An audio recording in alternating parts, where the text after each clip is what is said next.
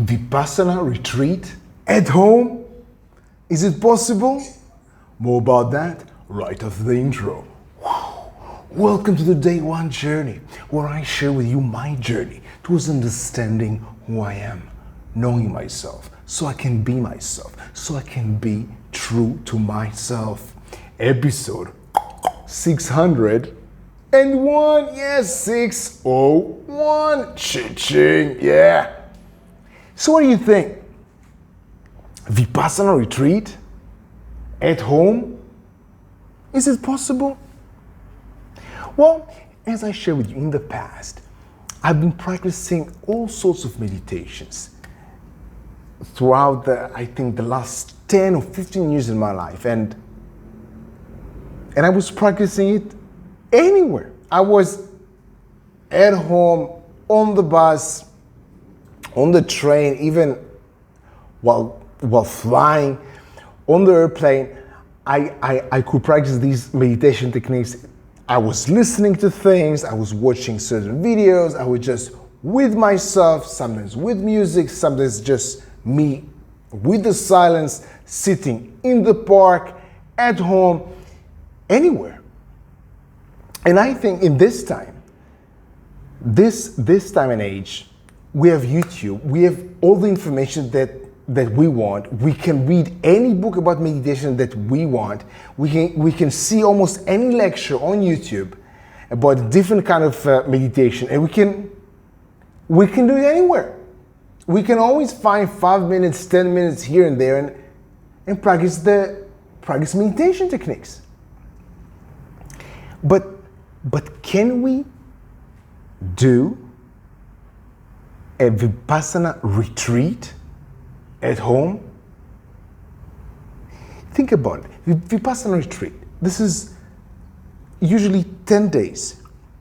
10 days being isolated from the world, practicing only meditation. Well, I do agree that anyone can find like 5 minutes and practice different kinds of meditation. At home, in the car, just when you arrive to work, just when you arrive home, like anywhere. But doing a Vipassana retreat, how can we recreate such an environment where we are isolated from the world? How can we be isolated? We have things on our mind. We have a job, some of us have kids, family members, friends, people knocking on the door, neighbors. We have endless kinds of distractions. How can we recreate an environment like the environment that they create in the Vipassana retreat? As I share with you, this is being isolated from the world. You give up your phone, your laptop. You're not allowed to even speak to the other people. They take care of you about the food, so you don't need to cook and you don't need to. So you just meditate.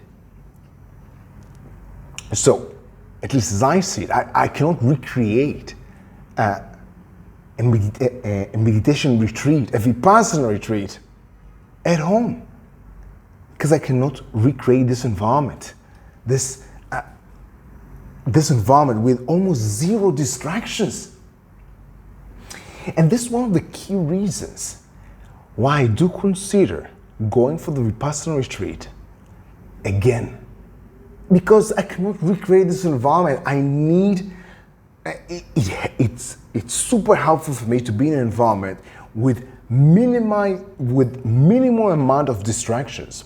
So I can focus myself on what I want, which is practicing the meditation deeply, not just 5 minutes a day, not just 5 minutes here in the car, at home, when I wake up, just before I go to sleep. Well, I'm not saying these meditations are not effective. They are, and I practice them, and I do them on a pretty consistent basis for the last 10 years or so. But going for a Vipassana retreat, I cannot do that here at home. I need the environment. I need to go to a temple or a certain facility that incorporates and that is performing this kind of retreats. So this is one of the main reasons why I consider to go again, whether it's to the same temple, whether to another temple, or another place that does retreats like that for 10 days, maybe even again for 26 days, I'm not sure. And this is what I want to share with you.